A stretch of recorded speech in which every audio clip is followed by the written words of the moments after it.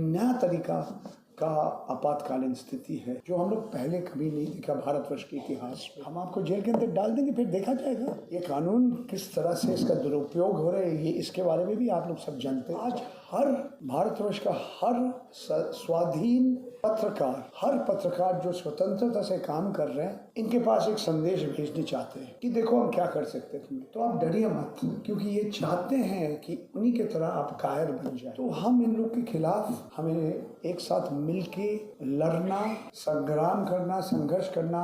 हमारे देश में जो लोकतंत्र है खतरे में है। आपके साथ हूँ मैं, और आप सब जानते हैं आज प्रवीर पुरकायस्थ के साथ जिस तरह से सरकार जो भी किया, इस विषय के ऊपर आप सब लोग के पास जानकारी है। ये मैं सिर्फ एक चीज़ कहना चाहता हूँ। अंग्रेज़ी में एक कहावत है, चिलिंग इफेक्ट।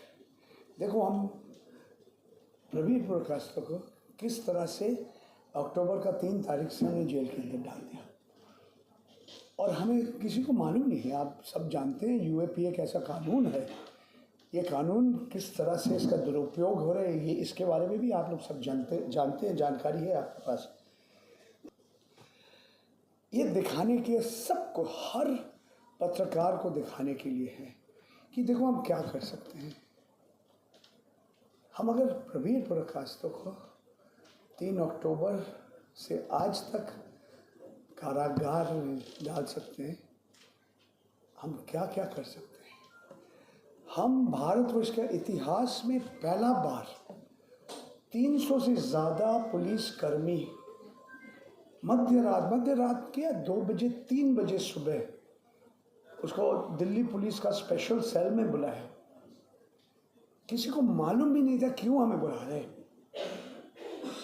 उसका नींद ठीक तरह से नहीं हुआ, उसको उसके बाद एक कागज़ पकड़ा दिया, और ये भारतवर्ष के इतिहास में पहला बार उनको बताया कि आप ये पूरा नेशनल कैपिटल रीजन, ये राजधानी क्षेत्र में, राष्ट्रीय राजधानी क्षेत्र में 80 लोगों के घर पहुंचो। हम इंदिरा गांधी के आपातकालीन समय में हमने मध्य रात में आपका दरवाज़ा किसी ने टकराया, मिडनाइट नॉक। तो ये नया तरीका का सुबह का मॉर्निंग अलार्म सर्विस आप देख रहे हैं। 6:30 बजे पहुंचा 80 लोगों का घर में। ऐसे लोग था जिसका कोई न्यूज़क्लिक के साथ ऐसा घनिष्ठ संपर्क नहीं था। एक ग्रुप था PADS, वो ग्रुप कैसा ग्रुप था किसी को मालूम नहीं। आप कह रहे हैं ये ग्रुप 2019 का चुनाव व्यवस्था के ऊपर किसी तरह से इधर उधर कर दिया। भारतवर्ष का मानचित्र, भारतवर्ष का नक्शा इधर करेंगे, ऊपर उधर करेंगे। आप खुद पढ़िए वो FIR, आप खुद पढ़िए और आपको मालूम पड़ेगा क्या क्या क्या है उसमें और क्या नहीं है। न्यूज़क्लिक के लिए फ्रीलांसर हिंदू पेपर से रिटायर करने के बाद अनुराधा ने 3 या 4 लेख, 4 या 3 लेख, कितने लेख आपने? 4 लेख, 3 लेख लिखा था। पता नहीं उसको कुछ मिला कि नहीं उसके लिए। उसके घर में भी पहुंच गए 8:30 बजे। हमारे सामने अदिति बैठे हैं, उसका जो संपत्ति का जो कुछ कागज़े थे वो भी ले गया, पासपोर्ट ले लिया, चेकबुक ले लिया।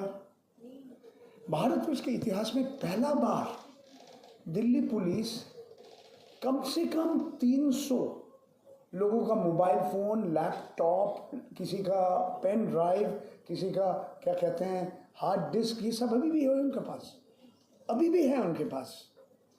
और हमारे सबसे ऊंचा न्यायालय क्या है, हम कुछ बनाएंगे, कुछ नियम बनाएंगे, वी विल मेक रूल्स किस तरह से ये पर्सनल इलेक्ट्रॉनिक डिवाइसेस हम जब्त करते हैं, ये नहीं कर सकते हैं। तो सिर्फ ये नया तरीका अघोषित एक आपातकालीन स्थिति में हम लोग आज गुजर नहीं रहा है, इससे भी ज़्यादा और कुछ हो रही है। एक नया तरीका का आपातकालीन स्थिति है जो हम लोग पहले कभी नहीं देखा भारतवर्ष के इतिहास में।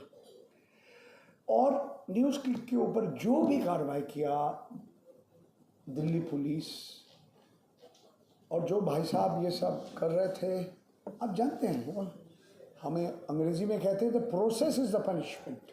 ये तो है, हम आपको जेल के अंदर डाल देंगे, फिर देखा जाएगा क्या होगा, कब तक होगा।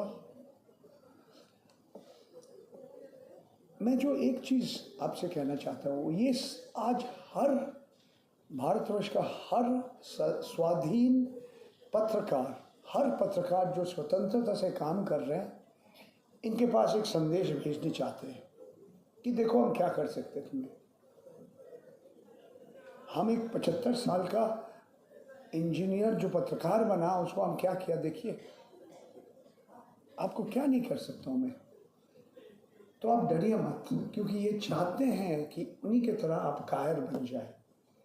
हर जो कायर है ना, वो एक तरह से they are bullies, that's why they are cowards. तो हम इन लोग के खिलाफ हमें एक साथ मिलके लड़ना, संग्राम करना, संघर्ष करना आज बहुत ही मुश्किल हो गया, फिर भी हमें करना ही पड़ेगा। हमें सामने और रास्ता नहीं है, क्योंकि हमारे देश में जो लोकतंत्र है खतरे में है। चुनाव का नतीजा जून महीने में होगा, क्योंकि ये सरकार जून के बीच तक उनका टर्म है। क्यों 10-12 दिन 15 दिन देर करा दिए, ये सवाल का जवाब शायद मोदी जी के पास है, मेरे पास नहीं है। आप देख रहे हैं इलेक्ट्रल बॉन्ड के सारे जो मुद्दा आ गया। बहुत लोग कहा कि अरे भाई, बड़े बड़े पूंजीपति अंबानी अडानी का नाम कहाँ है भैया? तो है, आप बारीकी से देखिए। ये क्विक कंपनी क्या है? इसके निर्देशक हमारे बंगाली मित्र है तापस बाबू।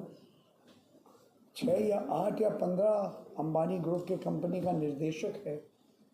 इसके मीडिया के साथ भी एक संपर्क है। लूनिया जी, शायद ज़्यादा से ज़्यादा लोग उनका नाम नहीं सुना होगा। अंबानी जी के साथ वो काम करते हैं। आपको याद होगा कि मुकेश अंबानी जी का एक कंपनी एनडीटीवी चला रहे थे। एक तरह चला नहीं, एक तरह से मालिक की तरह थे, क्योंकि सबसे बड़े शेयर होल्डर थे, उसका मालिकाना सबसे ज़्यादा था। मगर अंबानी जी तो बहुत साल प्रणय रॉय और राधिका रॉय जी का कंपनी में निवेश किया था। कोई ब्याज दर लिया नहीं लिया था, चुपचाप बैठे थे। बड़ी जटिल रूप से इधर उधर से पूरा आपको सुनने के लिए एक चार्ट बनाना पड़ेगा कैसे पैसा गया। मगर जो महत्वपूर्ण बात है, प्रणय रॉय अपना कंपनी चला रहे थे, अचानक अडानी जी आ गया वहाँ पे।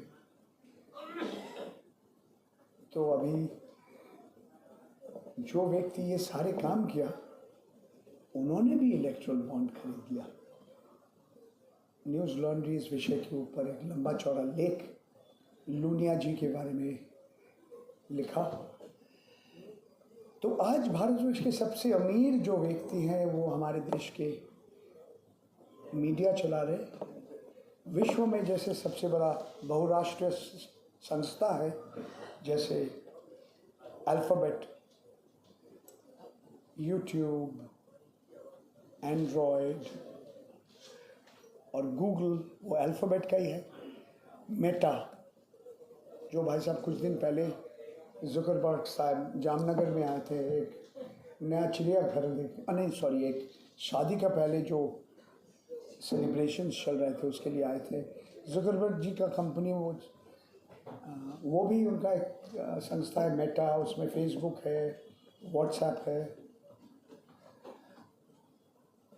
इंस्टाग्राम है। इन लोग विश्व में नियंत्रण कर रहे हैं, आप क्या सुन रहे हैं, क्या पढ़ रहे हैं, क्या देख रहे हैं। तो हमारे देश का कहानी वही है। अंबानी जी, अडानी जी भी आपको बता रहे हैं, ये पढ़ सकते हैं, ये नहीं पढ़ सकते हैं, ये सुन सकते हैं, ये नहीं सुन सकते हैं।